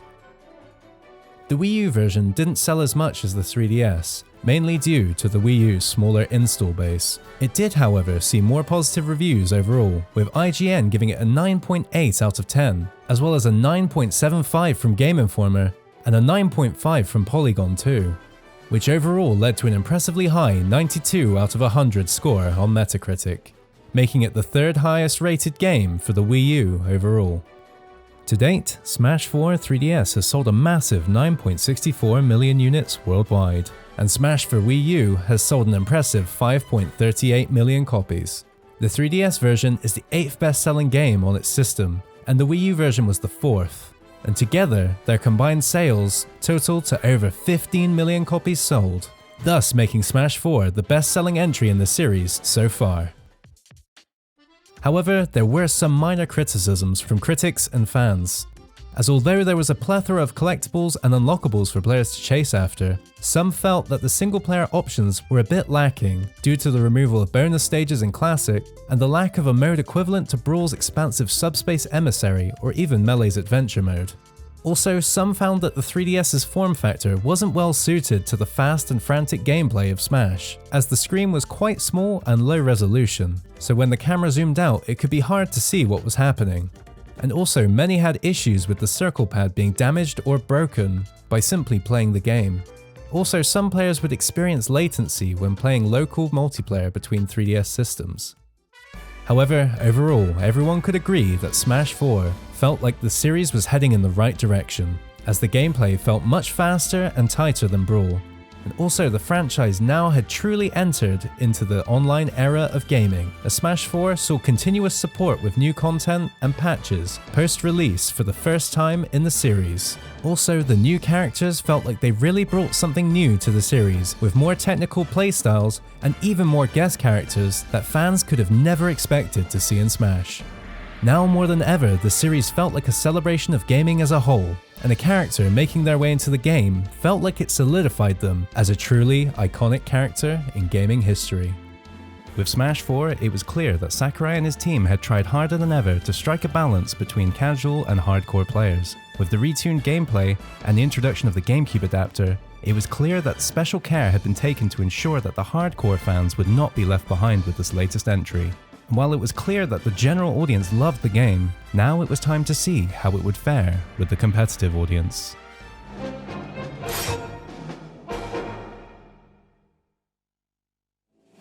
Just before the launch of Smash 4, the competitive Smash scene was seeing a boost in popularity due to Smash Bros. Melee being included in the lineup for EVO 2013, as fans had managed to raise over $94,000 for the game to be included in the lineup. While Melee was about to see its biggest and highest profile event so far, Nintendo quickly drew the ire of the Smash community, as they attempted to block the broadcast of Melee just a few days before the event. However, due to the massive amount of backlash they received from the community, they eventually backed down, and the event continued with Melee as planned, and Mango's extended losers run would become one of the most well-known events in competitive Smash, aided by the release of the Smash Bros. Documentary by East Point Pictures, which further helped the competitive scene to flourish. As it was clear that the competitive scene would always be a cornerstone of Smash, Nintendo wanted to rehabilitate their image to the competitive scene. So they hosted the Smash Bros. Invitational in 2014, where competitive players were invited to play Smash 4 before the game's launch, which ended up being won by Zero, who had in recent years been rising through the ranks of the competitive Brawl scene.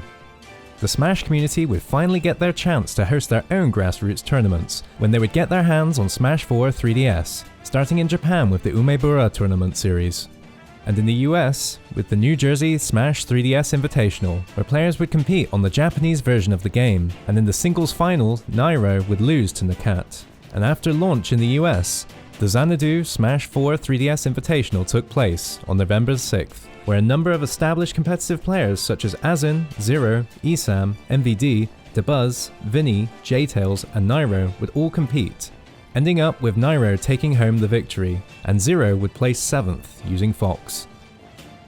At the start of Smash 4's competitive scene, many felt that there were some issues with the character balance.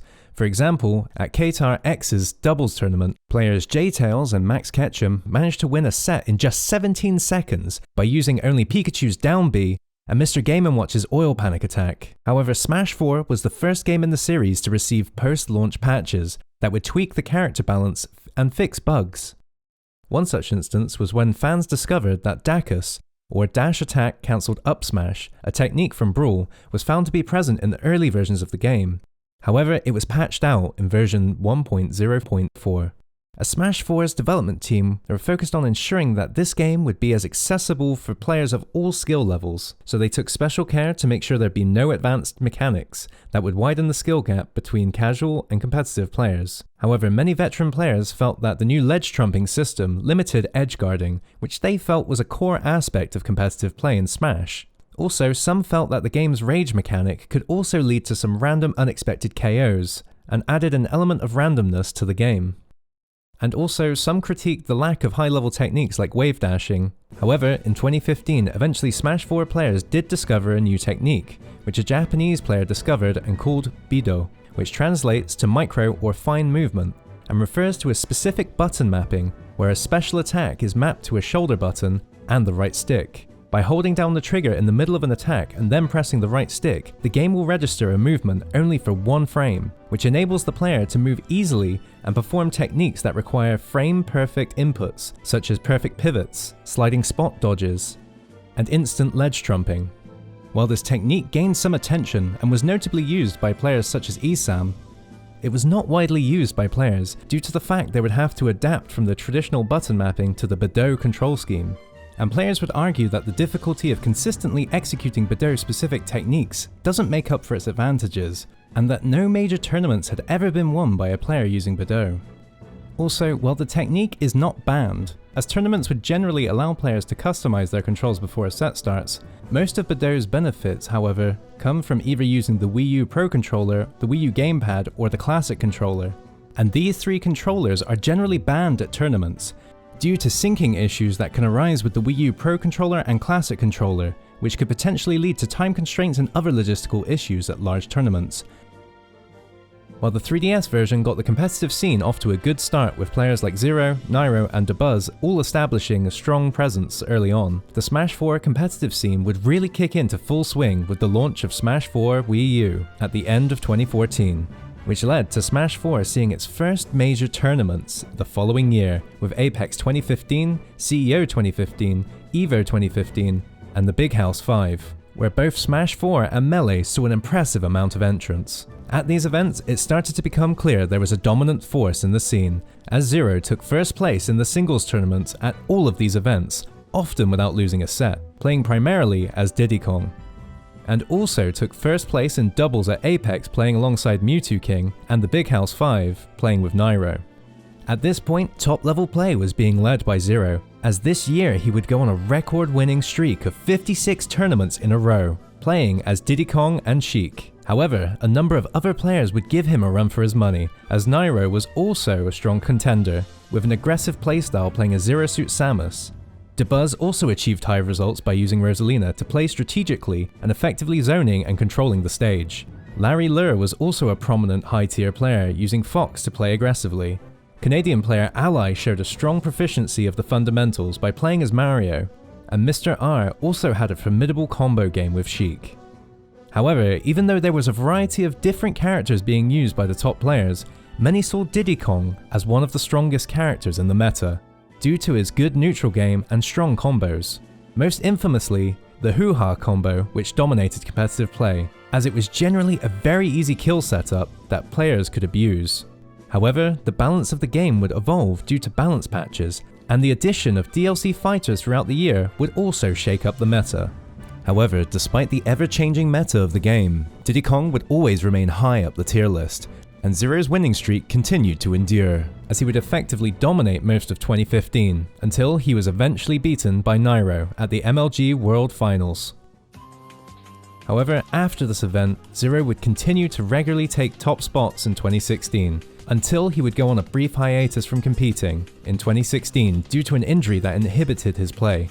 In 2016, the first community tier list was released by the Smash 4 Backroom, which was based on votes from 53 high-level players, where custom moves were not taken into account, as they were generally not allowed in tournament rule sets. This tier list, however, drew criticism from the community, who felt it was brought forward too early, as the final two DLC characters were about to be added in patch 1.1.4 in just 2 days, and one of those characters, Bayonetta, would prove to be one of the most controversial characters in the game due to her incredibly strong combo game that would allow her to zero to death combo many characters. and also her Witch Time ability, which gave her an incredibly strong punish game, which quickly led to discussions about banning the character. However, the character received some nerfs in patch 1.1.5 and 1.1.6, and due to the character's lack of wins at major US tournaments, apart from Pink Fresh, who took a surprise win as Bayonetta in Qatar Saga. So the community felt that Bayonetta wasn't strong enough to warrant a ban.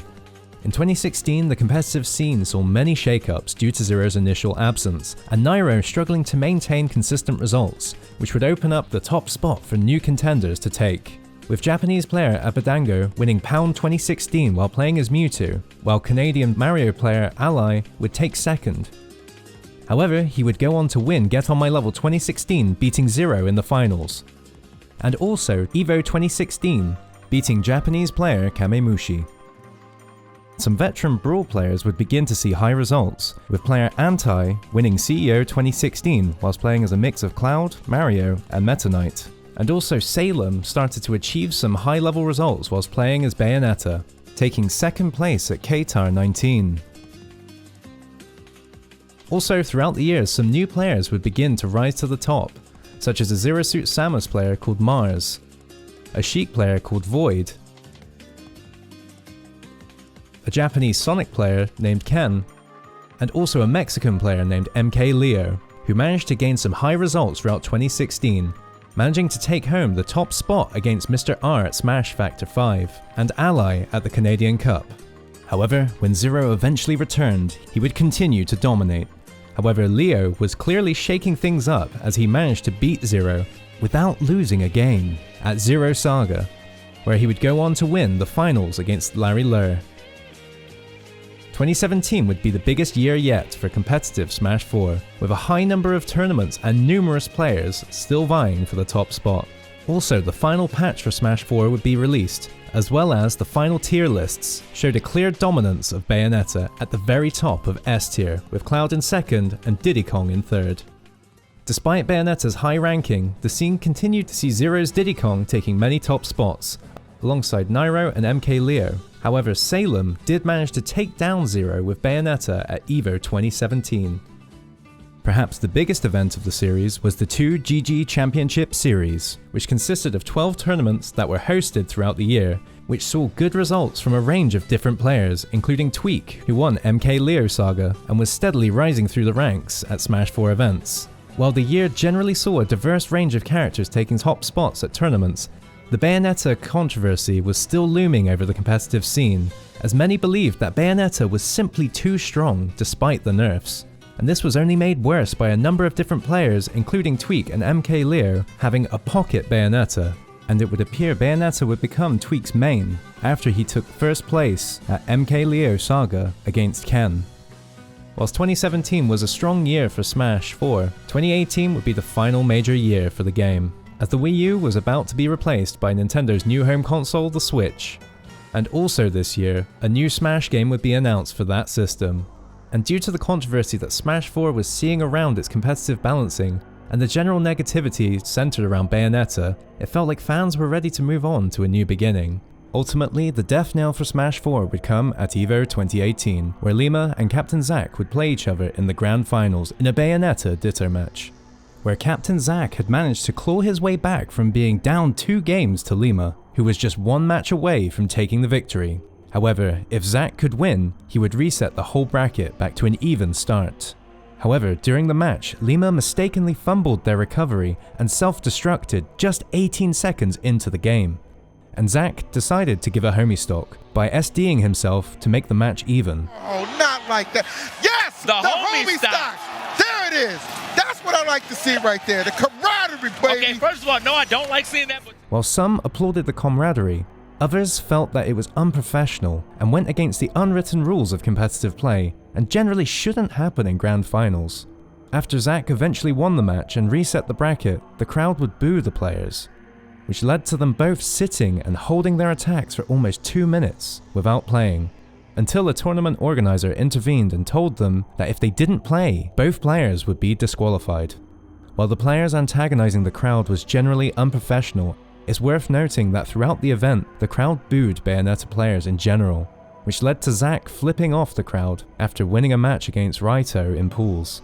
and when the audience heard that the finals would be a Bayonetta Ditto match, a noticeable amount of the audience decided to leave the event early. However, the event's impact ultimately damaged the image of the competitive Smash scene, and its general reputation in the wider fighting game community too, and unfortunately overshadowed some great matches during the event, including MVD versus Raito in Loser's Bracket, where during an incredibly tense match where MVD played as Diddy Kong, he managed to clinch a victory against Raito's incredibly methodical duck hunt. However, after the controversy, interest in competitive Smash 4 massively decreased, as Nintendo's newest console, the Switch, had already launched in 2017, and was already more successful and popular than the Wii U.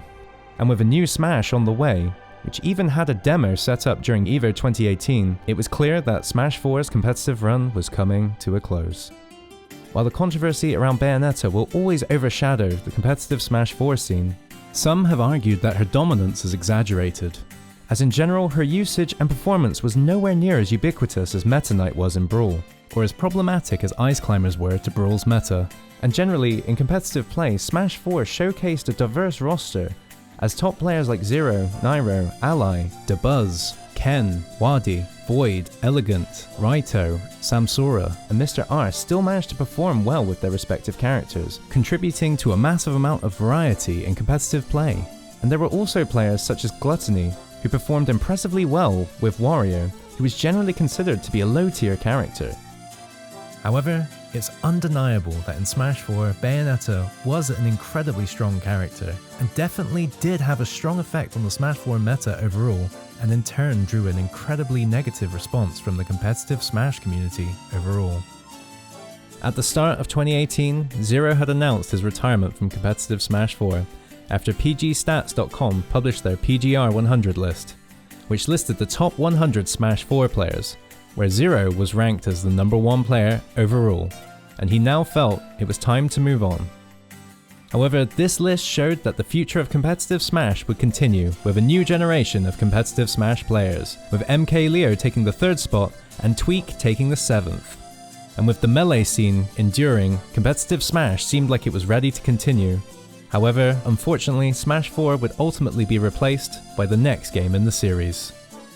While the Smash 4 competitive scene ended up being marred by a controversial end, ultimately it didn't detract from the fact that overall Smash Bros. For 3DS and Wii U are both fantastic and incredibly important entries in the series, as it strived to strike a stronger balance between the casual and competitive audience by retuning the gameplay and delivering the largest, deepest and most ambitious roster in the series so far.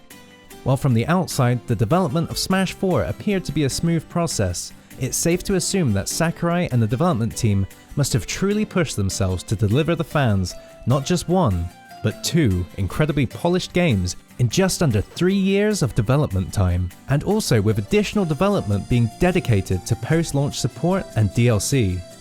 It now felt that Smash had finally entered the modern era of fighting games. From here, it seemed hard to imagine where the series could feasibly go next. In 2015, during a Game Informer interview, Sakurai was asked what was next for the series. When he responded, he said he was unsure what the future of the franchise would be, and expressed his thoughts on whether the franchise could continue with someone else at the helm. With both Melee and Brawl, I made those games with the thought that there wouldn't be any more sequels, thus I really can't deny the chance for another. However, as for myself, I don't think there will be. Our intention here was to provide extra merits to the game which go far beyond the sale price in terms of scope. And in terms of sheer number of characters, we went beyond our limits long ago, and yet if we cut the number of fighters or modes in a future game, I'm sure there'll be complaints. You could say that all the effort in the past to stretch out, keep pushing myself, and provide all these extra merits wound up tightening the noose around my neck in the future. That may seem like it contradicts my personal desire to keep giving gamers as much as I can, but I don't see an easy answer for it. And yet, despite that, I always have trouble picturing someone else taking my place and providing all this value-added content without me. I feel like we've arrived at a very difficult place. One thing I can say, however, is that I hope people don't think that Smash Bros has come to its natural conclusion as a matter of course. That's my personal plea. During the development of Smash 4, Nintendo found themselves struggling during the generation, as the 3DS started with slow sales. However, the handheld did eventually find success, albeit considerably less than its predecessor, the DS. However, the Wii U had been nowhere near as successful as Nintendo would have hoped, selling a little over 10% of what the Wii had sold previously. During this financial downturn, the CEO of Nintendo, Satoru Iwata, remained confident in the future of Nintendo, and voluntarily only took 50% of his salary in 2011 and 2014 to try and make up for the poor sales of the 3DS and Wii U. On top of these financial struggles, Nintendo would receive yet another blow, as in 2014, ahead of Smash 4's launch, Iwata would be unable to attend E3 due to health concerns. On June 24th, Iwata released a letter to the company's shareholders, informing that a tumour had been discovered in his bile duct, and he was currently recovering from a surgery where it was removed. In the letter, he was positive about the future and announced that he was already back to answering emails, but while he was keen to get back to work, he would also have to prioritise his recovery. He eventually returned to work in October and appeared in a Nintendo Direct in November that year, where he appeared to have lost a lot of weight but seemed in good spirits. However, unfortunately, his health would take a turn for the worse as he was hospitalised with a high fever in January 2015. While he did recover, he would be admitted to the hospital once again the following June, where Iwata showed his dedication to Nintendo by continuing to work via his laptop. But unfortunately, he would pass away due to complications on July 11th at the age of 55. Sakurai learned of Iwata's passing while he was hard at work on the DLC for Smash 4 and was immediately saddened, as the two had a long-standing working relationship and friendship. Since the two first met at HAL Laboratories when Sakurai was 18 and was interviewed by Iwata for his first job in the games industry, where early on Iwata recognized the potential and talent within Sakurai, as the two had worked together on the prototype that would eventually become Super Smash Bros. For the N64. Also, Iwata had helped to debug Melee in the final hours before release. And after Sakurai had even left HAL Laboratories, Iwata helped Sakurai to build a studio from the ground up to develop Brawl for the Wii. The two respected each other greatly, and while Sakurai would remain unsure if he could keep up the incredibly high standards of Smash with each new entry, Iwata would always feel confident that Sakurai was capable and would find a way.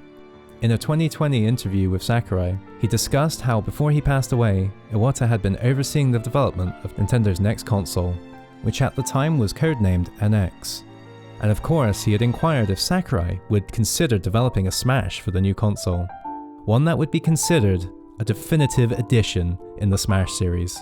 And Sakurai felt it was his duty to deliver on Iwata's final request, and so he was determined to do whatever he could to deliver on his final mission from Iwata to create what would be considered the ultimate entry into the Smash Bros. Series.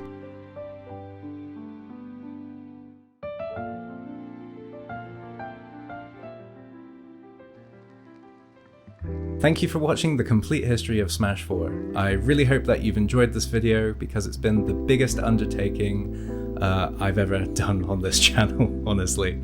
And if you're a returning subscriber and you've been waiting for this video, I want to thank you so much for your patience. But I hope you can understand that this has been a huge project, and I haven't been able to work on it full time as this isn't my full-time job. And I've only been able to donate time, some free time that I have, and balancing that with my work life and my social life. So it's been a real labor of love for a long time, and I hope that you feel that it's been worth the wait.